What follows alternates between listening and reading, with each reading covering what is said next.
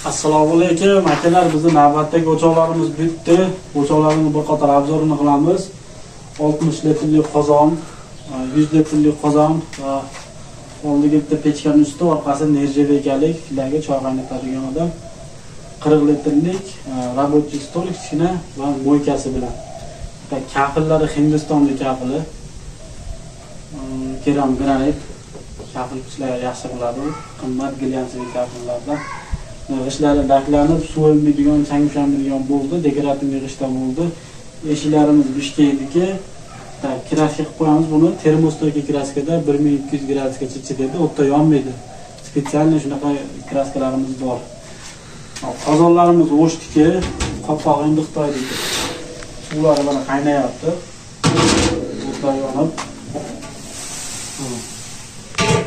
G'isht so'raganlarga g'isht razmeri vысотasi 6, shirinasi 6, uzuni 25 sm bo'ladi. Ana o'tlar bir qator yonyapti, mana kelishilar mumkin. Eshigini ochib qo'ysam chiqmaydi. Mana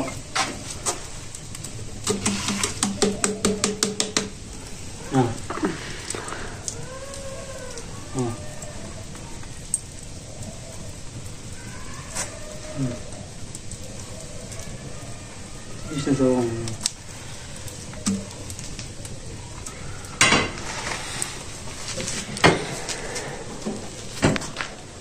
Fartuqlar ham cho'qishdan bo'lgan. Endi bu tajriba bo'lib, afishga bo'ladi. Inshaalloh bitdi bu ish.